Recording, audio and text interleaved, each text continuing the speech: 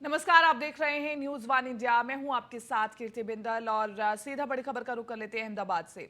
PM Modi की मां हीराबेन का निधन हो गया है। 100 साल की उम्र में उनका निधन हुआ है। अहमदाबाद के अस्पताल में उन्होंने अंतिम सांस ली है। प्रधानमंत्री नरेंद्र मोदी अहमदाबाद के लिए रवाना हो गए और ये बहुत दुखद खबर है।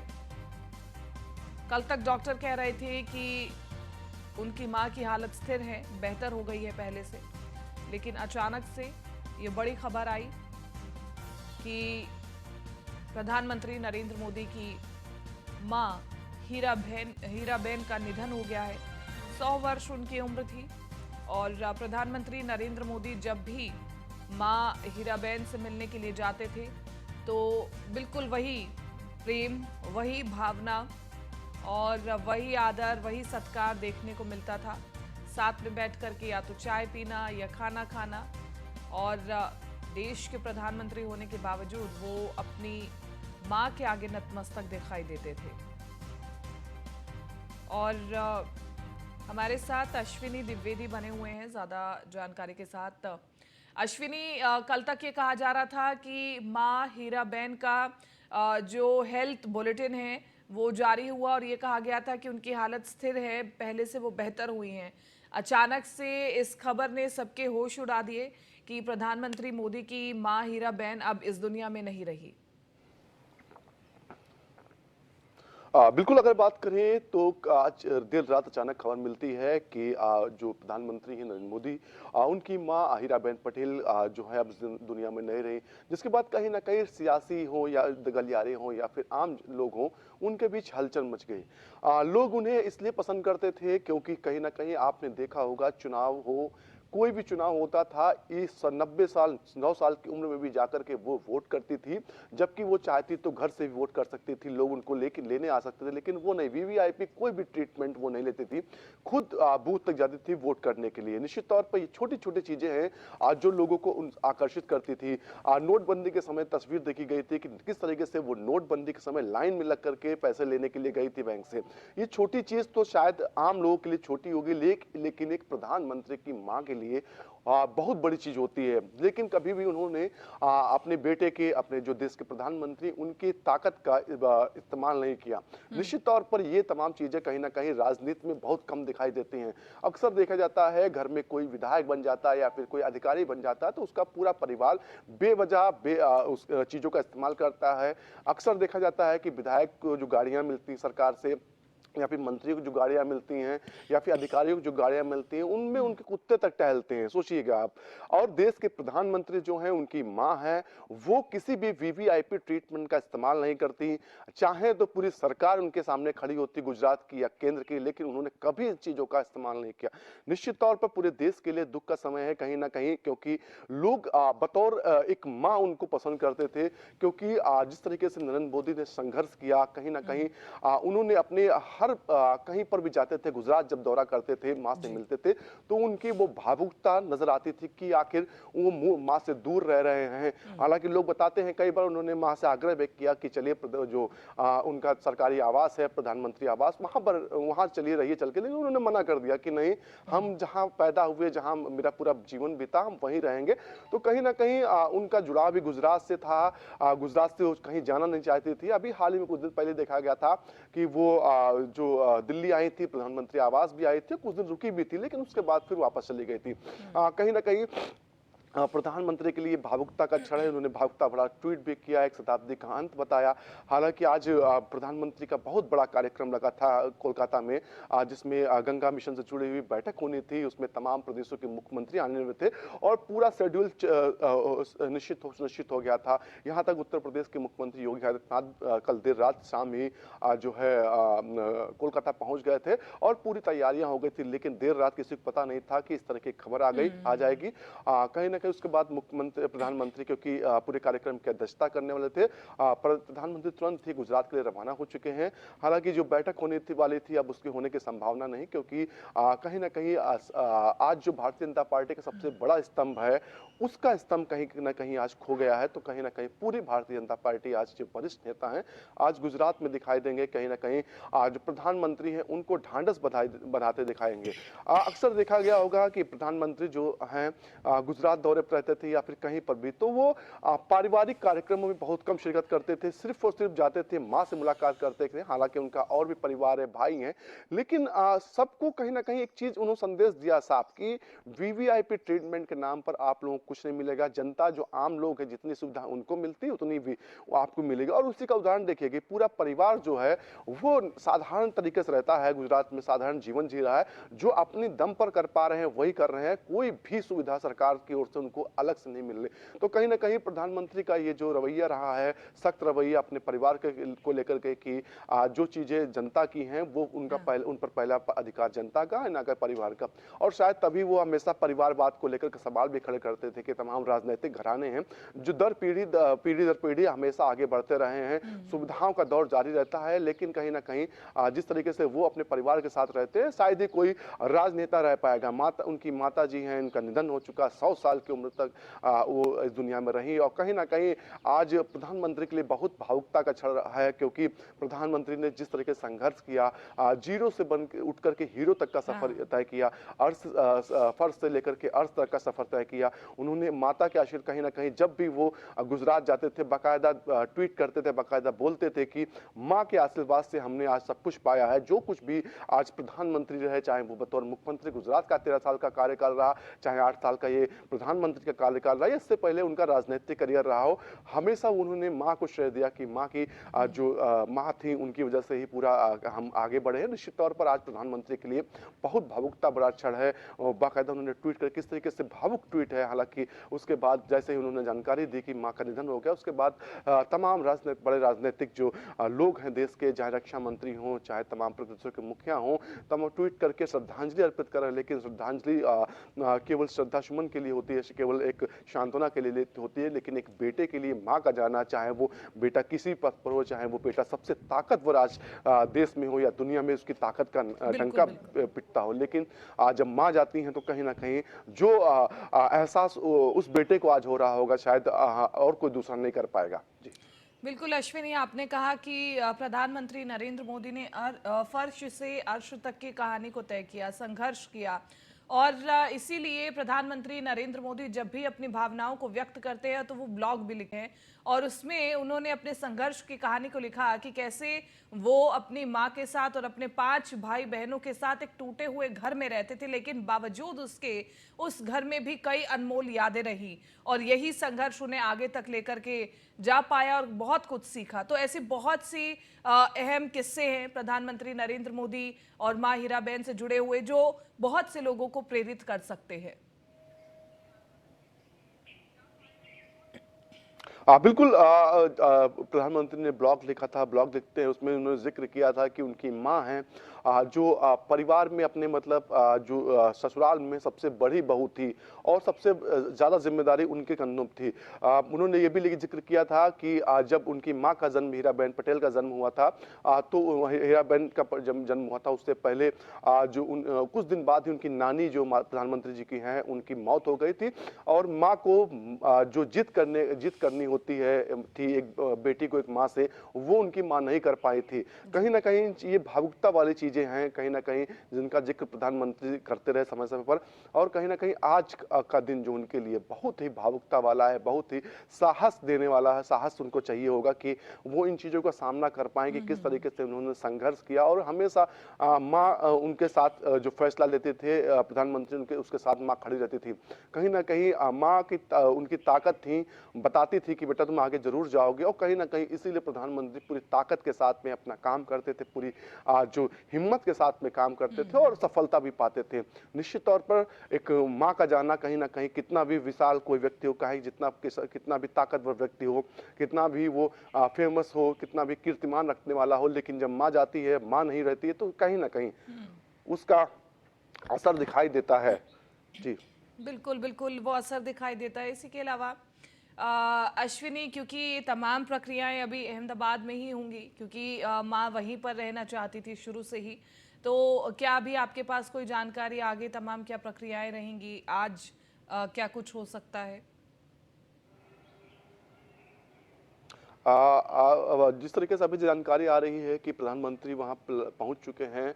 हालांकि जो उनका अंतिम संस्कार को लेकर के अभी तक कोई परिवार की ओर से बयान नहीं आया, प्रधानमंत्री की तरफ से कोई बयान नहीं आया कि आखिर उनका अंतिम संस्कार कब होगा। लेकिन लोग बता रहे हैं, जो सूत्रों से जानकारी हो रही है कि देर शाम या फिर कल दिन में सुबह के समय में अंतिम संस्कार हो सकता है, क्योंकि तमाम राजनीतिक घराने, तमाम विदेशी लोग हैं, जो विदेशों के जो लोग हैं वो आने वाले हैं, जो प्रधानमंत्री की माता जी का अंतिम दर्शन करना चाहते हैं। तो ऐसे में कहीं ना कहीं जो अंतिम संस्कार है उसमें समय लगेगा। हालांकि जो तमाम बड़े राजनीतिक लोग हैं वो अब से कुछ देर में पहुंचना शुरू हो जाएंगे। इसको लेकर के अहमदाबाद में बाकायदा पूरी तैयारियां कर ली गई। उनके घर जो है वहां पर सुरक्षा के कड़े इंतजाम कर दिए गए हैं। एसपीजी की कई टीमें वहां पर लगी हुई हैं, साथ ही साथ वहां की लोकल इंटेलिजेंस है, तमाम अन्य पुलिसकर्मी हैं वहां लगाए गए हैं, आरआरएफ लगाई गई, क्योंकि प्रधानमंत्री वहां खुद मौजूद रहेंगे। इसके अलावा तमाम वीवीआईपी लोग वहां पहुंचेंगे। तो ऐसे में सुरक्षा के कड़े इंतजाम करने के निर्देश राज्य सरकार की ओर से दिए गए हैं। और पूरे इस सुरक्षा की निगरानी जो है वो एसपीजी करेगी। एसपीजी की निगरानी में पूरा जो लोग आएंगे वो रहेंगे। निश्चित तौर पर जहां पर प्रधानमंत्री का आवास है, जहां पर माता जी उनकी शव वहां रखा हुआ, उसके 1 किलोमीटर के दायरे में कहीं ना कहीं तरीके से हाई सिक्योरिटी जोन बना दिया गया है। वहां पर कोई भी अगर आ रहा तो बाकायदा उसकी जांच हो रही है, क्यों जा रहे हो, तमाम सवाल पूछने के बाद ही जाने दिया है, क्योंकि सुरक्षा से जुड़ा मामला है। प्रधानमंत्री वहां पर खुद मौजूद हैं, साथ ही साथ तमाम प्रदेशों के मुख्यमंत्री, तमाम अन्य राजनीतिक लोग पहुंचने वाले हैं। जी ठीक है अश्विनी, आप बने रहिए, हम आपसे आगे भी जानकारी लेंगे। और आगे बढ़ रहे हैं, बात करें अगली बड़ी खबर की लखनऊ से। कोलकाता दौरे पर सीएम योगी आदित्यनाथ सुबह 10 बजे कोलकाता पहुंचेंगे। सीएम योगी आदित्यनाथ सुबह 11 बजे से 2 बजे तक एनजीसी की बैठक होगी। कोलकाता में पीएम मोदी की अध्यक्षता में एनजीसी की बैठक होगी। राष्ट्रीय गंगा परिषद की बैठक में सीएम योगी शामिल होंगे। केंद्रीय जल शक्ति मंत्री और तमाम मंत्री भी इसमें शामिल होंगे। बैठक के बाद सीएम योगी वाराणसी के लिए रवाना होंगे। शाम 5 बजे बाबतपुर एयरपोर्ट वाराणसी पहुंचेंगे सीएम योगी और शाम 5:30 बजे सर्किट हाउस वाराणसी पहुंचेंगे सीएम योगी आदित्यनाथ। तो बड़ी खबर हम आपको बता रहे हैं, कोलकाता के दौरे पर रहेंगे सीएम योगी आदित्यनाथ। शाम 5:30 बजे सर्किट हाउस वाराणसी पहुंचेंगे सीएम योगी और सुबह 10 बजे कोलकाता पहुंचेंगे सीएम योगी आदित्यनाथ। सुबह 11 बजे से 2 बजे तक एनजीसी की बैठक में होंगे शामिल। और हमारे साथ अश्विनी बने हुए ज्यादा जानकारी के साथ।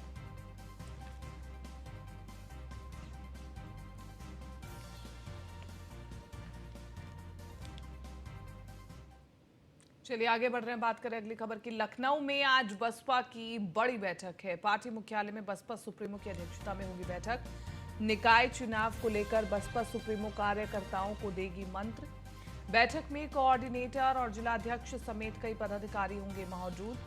बैठक में निकाय चुनाव और 2024 चुनाव को लेकर के भी चर्चा होगी। बड़ी खबर हम आपको बता रहे हैं, लखनऊ में बीएसपी की बड़ी बैठक है आज और बसपा सुप्रीमो मायावती की अध्यक्षता में बैठक होगी। निकाय चुनाव को लेकर बसपा सुप्रीमो कार्यकर्ताओं को मंत्र देंगी और बैठक में कोऑर्डिनेटर और जिलाध्यक्ष समेत कई पदाधिकारी मौजूद रहेंगे। तो बैठक में निकाय चुनाव और 2024 चुनाव को लेकर के भी चर्चा होगी। और लखनऊ में बीएसपी की ये बड़ी बैठक बताई जा रही है। तो बड़ी खबर आपको बता रहे हैं।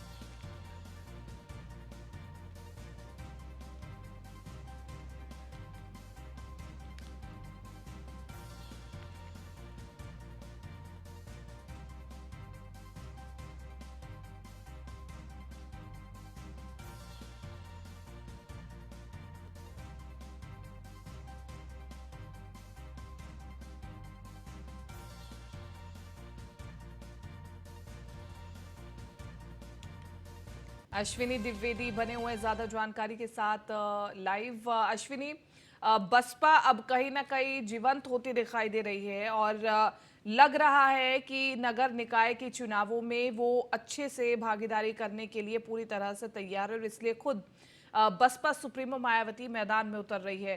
क्या कुछ आगे तैयारी है? बिल्कुल बात करें आज तो बसपा की एक महत्वपूर्ण बैठक होनी है जिसमें तमाम उनके वरिष्ठ कार्यकर्ता हैं, तमाम जो जोन जोन के जोनल उनके होते हैं वो आएंगे, साथ ही साथ तमाम पार्टी के पदाधिकारी होंगे।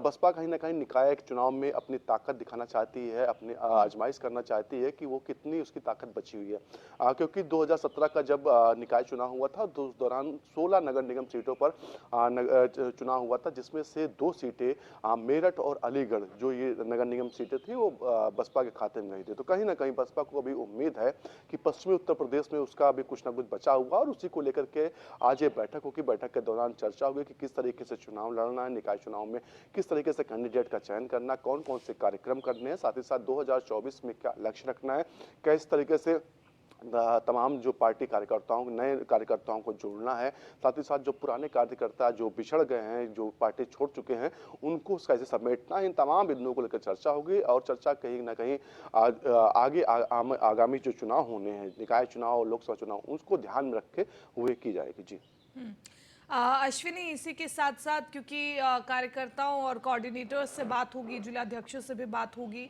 और क्या रणनीति बना करके बीएसपी चल रही है, क्योंकि देखा यह जा रहा है कि पिछले जितने भी चुनाव जा रहे हैं उसमें बेहतर परफॉर्मेंस नहीं रही है बसपा की। तो क्या एक बार फिर से यू टर्न लेकर के बसपा आ पाएगी? बिल्कुल बसपा कहीं ना कहीं अपना कोर वोटर इकट्ठा करना चाहती है, क्योंकि जो उसका कोर वोटर था जाटव समाज, वो कहीं ना कहीं अब उससे बिछड़ने लगा है। तो उसी को पहले इकट्ठा करना चाहिए, क्योंकि वो हमेशा ताकत रहा है। और जब भी चुनाव होते थे 2012 से पहले के चुनाव देखिए आप, किस तरीके से बसपा परफॉर्मेंस करती थी। तो कहीं ना कहीं उसके बाद जो जाटव समाज है उसको इकट्ठा करने के बाद में कहीं ना कहीं जिस तरीके से ब्राह्मण और जाटव का एक बार गठजोड़ करके उन्होंने 2007 में सरकार बनाई थी, तो कहीं ना कहीं एक बार फिर उसी जो फार्मूले को अपनाया जाएगा। और इसी तरीके से कोई नया फार्मूला निकाल करके, चाहे वो मुस्लिम के साथ गठजोड़ हो, चाहे वो वोट बैंक ब्राह्मणों का हो या फिर क्षत्रियों का, तो ऐसा कुछ करके कहीं ना कहीं निकाय चुनाव में अपनी जो ताकत है वो दिखाने की कोशिश करेगी। अगर ये जो फार्मूला है कामयाब रहता तो आने वाले समय में ये फार्मूला आगे भी बढ़ाया जाएगा। जी ठीक है अश्विनी, शुक्रिया तमाम इस जानकारी के लिए और बातचीत के लिए। और इसी के साथ साथ आगे बढ़ रहे हैं, बात कर रहे हैं अगली बड़ी बैठक की। और बड़ी खबर आपको बता रही, यूपी में निकाय चुनाव के मामले को लेकर के योगी सरकार ने सुप्रीम कोर्ट का दरवाजा खटखटाया है। हाई कोर्ट के फैसले के खिलाफ यूपी सरकार सुप्रीम कोर्ट पहुंच गई है। हाई कोर्ट ने बिना ओबीसी आरक्षण दिए चुनाव के लिए कहा था। हाई कोर्ट ने जनवरी में ही चुनाव प्रक्रिया पूरी करने के लिए भी कहा था। यूपी सरकार ने आदेश पर रोक की मांग की है। 2 जनवरी को सुप्रीम कोर्ट खुलने पर इस मामले में सुनवाई हो सकती है। दरअसल इलाहाबाद हाई कोर्ट की लखनऊ बेंच ने कहा था कि राज्य में इस बार निकाय चुनाव बिना ओबीसी आरक्षण के ही होगा। तो ये बड़ी खबर हम आपको बता रहे हैं, यूपी सरकार ने सुप्रीम कोर्ट का रास्ता खटखटाया, दरवाजा खटखटाया है। तो लगातार यही उम्मीद की जा रही थी कि योगी सरकार की ओर से क्या किया जाएगा, क्या ओबीसी आरक्षण के बिना ही नगर निकाय चुनाव हो जाएंगे, लेकिन ऐसा संभव भी नहीं था, क्योंकि बार बार विपक्ष की ओर से सरकार को घेरा जा रहा था। अब सुप्रीम कोर्ट का दरवाजा खटखटाया गया है योगी सरकार की ओर से। तो आगे क्या कुछ प्रक्रिया रहेगी देखना होगा। चलिए हाईकोर्ट का फैसला आपको बताते हैं। निकाय चुनाव को लेकर के 5 दिसंबर को जारी ओबीसी आरक्षण सूची जारी। बिना ओबीसी आरक्षण के तत्काल चुनाव करने का आदेश हाईकोर्ट की ओर से दिया गया। तुरंत चुनाव कराए जाने पर ओबीसी के लिए आरक्षित सीटें सामान्य मानी जाएंगी, जनरल कंसीडर की जाएंगी। ओबीसी आरक्षण देने के लिए एक डेडिकेटेड कमीशन बनाया जाए और तभी ओबीसी आरक्षण दिया जाए। ये हाईकोर्ट का फैसला आपको बता रहे। सरकार TTT फॉर्मूला अपनाए। हाईकोर्ट ने यूपी सरकार का ड्राफ्ट भी खारिज कर दिया। बिना ओबीसी आरक्षण के ही अब चुनाव होगा, ये कहा गया। ओबीसी की आरक्षित सीटें जनरल मानी जाएंगी। बिना ट्रिपल टेस्ट के ओबीसी आरक्षण नहीं होगा। सरकार तय करेगी कि कैसे निकाय चुनाव होंगे, और चाहे वो सुप्रीम कोर्ट भी जा सकती है या फिर चुनाव भी करा सकती है। डीएम की मॉनिटरिंग में चुनाव प्रक्रिया पूरी होगी। उत्तर प्रदेश में निकाय चुनाव का रास्ता हालांकि साफ हो चुका है। हाईकोर्ट ने यूपी सरकार का ड्राफ्ट खारिज किया था।